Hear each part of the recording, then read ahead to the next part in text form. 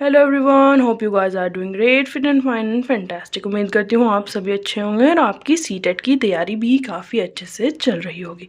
सो आज हम बात करेंगे words you need to focus upon while preparing your CTET. और आपके सीटेट की तैयारी करते हुए आप किन बातों का, किन वर्ड्स का ध्यान रखेंगे। सुपनेटिव होता है दंडात्मक, कि दंड देने वाली बातें, और आंतरिक जैसे कि आंतरिक मोटिवेशन होता है, इंसेंट्रिक मोटिवेशन, ये उस तरीके से जो अंदर से ही आता है। जैसे बच्चे बोलते हैं ना कि बच्चे अंदर से ही सीखने के लिए रेडी होते हैं। तो आइए हम सारे वर्ड्स को एक एक करके समझते हैं। हम वाइल प्रिपेयरिंग और while solving our question paper हम ध्यान रखेंगे एक्सेप्ट एंड नॉट का, कि क्या एक्सेप्ट और क्या नॉट उसमें लिखा हुआ है। जैसे कि कोई भी क्वेश्चन है और फिर लिखा हुआ है, लास्ट में लिखा हुआ है कि इनमें से कौन सा नहीं है, या एक्सेप्ट लिखा हो या नोट लिखा हो। तो ये बात काफ़ी इंपॉर्टेंट है और इसको ध्यान देना चाहिए, नहीं तो पूरा का पूरा क्वेश्चन गलत हो जाता है। फिर एक्टिविटी, इंक्वायरी एंड इंट्रैक्शन, कि क्या एक्टिविटी कराई गई है क्वेश्चन में, इंक्वायरी हुई है, और इंट्रैक्शन की उसमें कुछ करके सीखा हुआ है। ये सब बातें हम ध्यान में रखेंगे।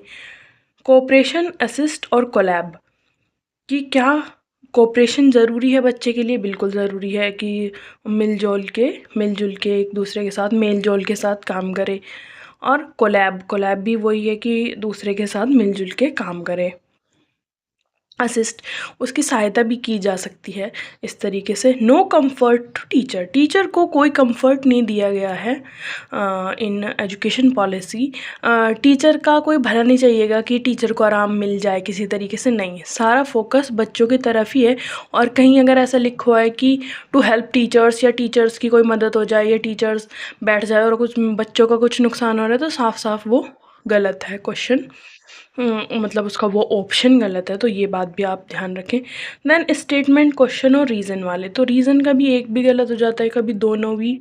तो वो भी आप ध्यान से पढ़ें और उसको चीज़ को फोकस में लें। Then be careful while solving the passage solve करते हुए भी आप केयरफुल रहें, ध्यान रखें, अच्छे से उसको सॉल्व करें, पढ़ें, प्रैक्टिस भी करें। तो काफ़ी अच्छा रहेगा आपके लिए प्रीवियस ईयर से, ताकि आपको आइडिया हो जाए कि किस किस तरीके के क्वेश्चन आएंगे, कैसा आएगा। पहले क्या ग्रामर का कितना पोर्शन है, ग्रामर के एक दो ही मुश्किल से आते हैं, और बहुत बंदे ऐसे होते हैं कि ग्रामर ही पढ़ते चले जाते हैं। तो ये सब बातें भी आप ध्यान रखें। फिर हम बात करेंगे मदर टंग की, कि मदर टंग की क्या इम्पोर्टेंस है और मदर टंग को क्या प्राथमिकता, क्या प्रेफरेंस दी गई है सीटेट में। फिर डोंट लीव सिंगल क्वेश्चन, क्योंकि क्या नहीं है, नेगेटिव मार्किंग नहीं है, तो हमको सिंगल क्वेश्चन भी नहीं छोड़ना है। ब्रेन स्ट्रॉमिंग क्या होता है? ब्रेन स्ट्रॉमिंग है कि सोच समझ के औरों की हेल्प लेके, औरों की सहायता से एक मतलब किसी टॉपिक पे एक डिस्कशन, यानी किसी टॉपिक पे इफ़ेक्टिव स्ट्रेटजीज़ का यूज़ करते हुए अच्छी बातों का, अच्छे हम आइडियाज़ लेके आएँ। एक discussion, while discussing a topic we come up with good ideas, हम एक अच्छे थॉट को लेके आए औरों के साथ डिस्कस करते हुए। देन ओपन एंडेड क्वेश्चन, कि ओपन एंडेड क्वेश्चन पूछे जाएं। ओपन एंडेड क्वेश्चन यानी कि बच्चों के साथ जब हम ओपन एंडेड क्वेश्चन करते हैं, जिसका मतलब हाँ या ना में जवाब नहीं होता, उसके बहुत सारे जवाब होते हैं, कि जिसमें वो अपनी फीलिंग्स को व्यक्त कर पाए, अपने आइडियाज़ को वो बोल पाए, शब्दों में खुद से शब्द बना के वो उसको एक्सप्रेस कर पाए। फिर आते हैं हम डाइवर्जेंट थिंकिंग की तरफ। सो डाइवर्जेंट थिंकिंग क्या है? डाइवर्जेंट थिंकिंग है जैसे कि बच्चा अगर टीवी देख रहा है और हम भी उसके साथ बैठ के देख रहे हैं, तो वो टीवी के आगे आ जाएगा, सपोज़ कीजिए पूरा। तो उसको, उसके दिमाग में ये थॉट डेवलप नहीं होता है कि जो हमसे पीछे बैठा है या और बंदों को टीवी दिखाई नहीं देगा। उसके थॉट सिर्फ ये है, अगर मुझे दिखाई दे रहा है तो औरों को भी दिखाई दे रहा है।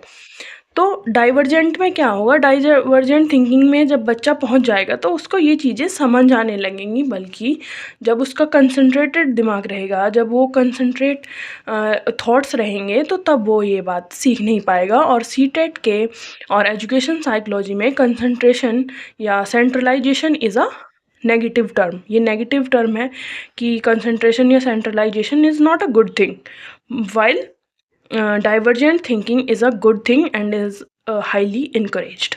So then we will move on to the next point, peer tutoring. कि हम अपने पीयर्स से क्या सीखते हैं बच्चे, कि बच्चे जैसे पीयर्स के थ्रू, उनके फ्रेंड्स के थ्रू एक क्लासरूम सेटिंग में रह के उनसे क्या वो सब सीख पाते हैं। फिर हम लर्निंग डिसेबिलिटीज़ के बारे में बात करेंगे। कोई भी लर्निंग डिसेबिलिटीज़ है, डिसलेक्सिया, डिसग्राफिया, डिसकैल्कुलिया, ये सब भी आपको पढ़ के जाना चाहिए और 2-3 मार्क्स का आ जाता है, 2-3 क्वेश्चन आराम से आते हैं।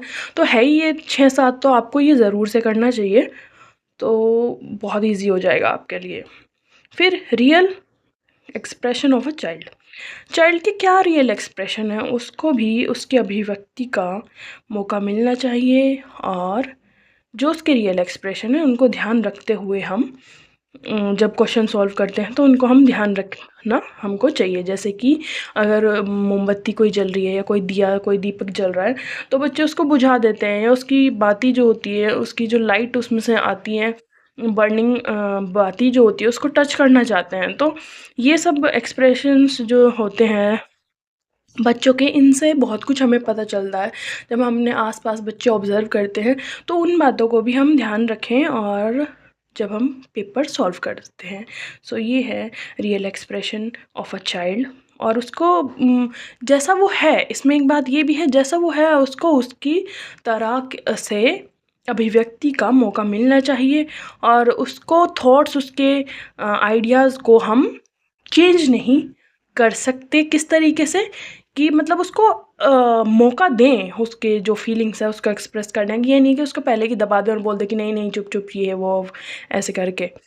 फिर रोट, मेमोराइज और क्रैम, तो यानी कि रट्टाफिकेशन जो है, रट्टाफिकेशन, रोट मेमोरी, और ये सब है नेगेटिव टर्म की। कोई रट्टाफिकेशन हमको नहीं चाहिए, बच्चे की रट लें और हो गया। बल्कि एम ये है एजुकेशन का कि उसको एक समझ विकसित कराई जाए, एक समझ पैदा बच्चे में कराई जाए, ताकि वो चीज़ों को रटे ना और सीखने और समझने पे ध्यान दे। सो ये क्या है फिर, ये मैंने अलग से कुछ लिखा हुआ है, होलिस्टिक यानी enabling someone to discover or learn something from themselves।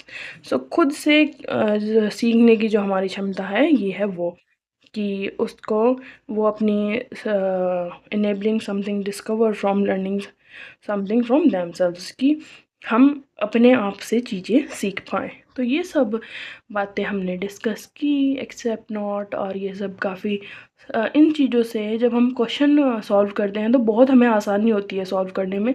तो ये जो कुछ टॉपिक्स हैं, जो ये जो कुछ टर्म्स हैं, पॉइंट्स हैं, इनको आप ज़रूर ध्यान रखें while preparing your CTET. So hope it will help you. और मैंने एक एक पॉइंट आपको अच्छे से समझा दिया कि किस तरीके से क्वेश्चन में आता है और किस तरीके से आप सॉल्व कर सकते हैं उसको। So thank you, and don't forget to like, share and subscribe to the channel. और अपना ख्याल रखें, अपना ख्याल रखें और अपना बहुत ख्याल रखें। Okay, bye bye, take care.